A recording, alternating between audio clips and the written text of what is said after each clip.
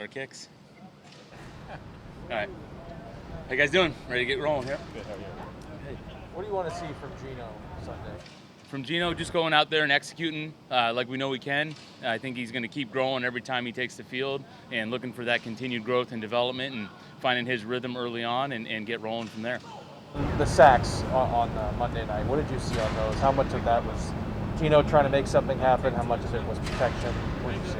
Yeah, I think a little bit of trying to make a little bit too much out of something that might not have been there on an initial read, and talking about that fine line of extending the play with our eyes down the field for a chance at a big explosive play off of it versus trying to get the ball out of our hands and save the down, especially in some of those scenarios where we're getting close to field goal range there. And then also just having that good communication up front where we have a chance to have a little bit more time. So really, like anything else, each week I'll come back to it where the sacks or the pressures come back to all 11, the receivers getting open in the rhythm of the play, getting in and out of the huddle in a timely fashion so we can communicate and be ready to roll. And then also when the play does break down, if it does, getting the ball out of our hands and not making a play that didn't work out exactly right worse.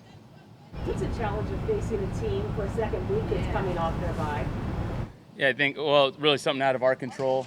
So I know it's probably, in their minds they get that rest week rolling into it, but, it's not really something that we can change or take into account because we still got our guys. We're coming off a short week, so we had a good players' day off right after the game on Tuesday there for those guys to get a chance to recover. But I know, those guys really jumped right back in on their own, getting ready for the week and getting ready for Jacksonville, and that was our approach as well. How much could they possibly change though? Like if they wanted to throw you off because they spent a week doing self-scouting and you got an extra time to install, how much could they realistically change that would be something you didn't expect? Yeah, I think there can always be tweaks, and that goes for every week, week to week, just like this past week, with some of the pressure packages or some of the things that you could see, and that's where just understanding and trust in rules, always has to play into it as you go into every week. And then also knowing that the defenses are wanting to play fundamentally sound and good football, so they'll have their identity that, most of the time, week in and week out, they're sticking with. And it's our jobs to do a great job within each game of figuring out, is that pattern staying the same or is there a tweak or a nuance that's different for this week? DK had the big catch early, obviously. Then I think Yeah. he didn't have another target until the fourth quarter. Was there some just kind of the way the game was going, or was there something they were doing to take him out of the game at all? Yeah, I think there's with that stuff there. First of all, an incredible throw by Gino, incredible play by DK, being able to maintain his body balance after the catch and create an 84-yard explosive on a second and long. So starting with that, and then the O-line and Will Dissly, joining those guys in the protection part of that, all those things tying together. But then as the course of the game goes, talking about a bad weather wind game, trying to make sure that we're playing good complementary football in that case, whatever the scenario is, whoever the team is you're playing, those are some of the circumstances that you got to deal with in those conditions right there. And when our ops came or chances to get the ball to them again, they didn't work out until later in the game. And we're going to keep trying to do a great job every single week of getting the ball in his hands because of the play opportunities that he can make once it is there. Pete mentioned yesterday that center and how important it is kind of in your offense. Obviously, it's important in everybody's, but I guess what is the main, kind of with making the calls and things like that? How important is that when?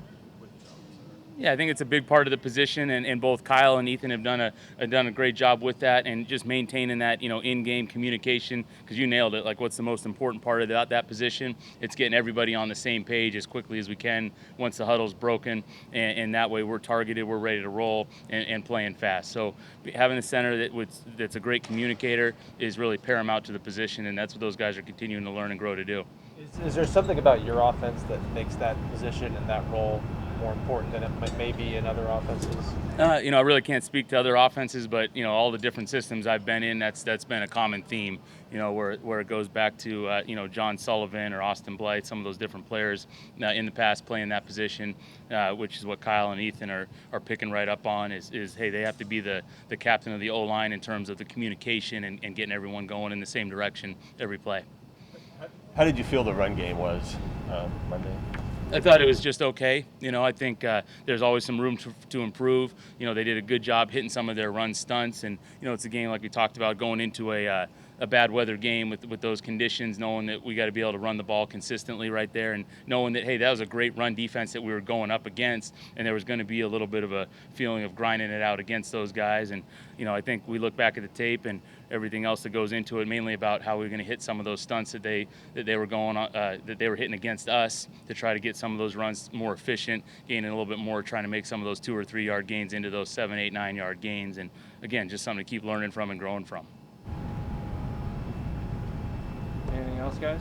Good to go. All right. Thanks, Shane. Thank you. Thank you.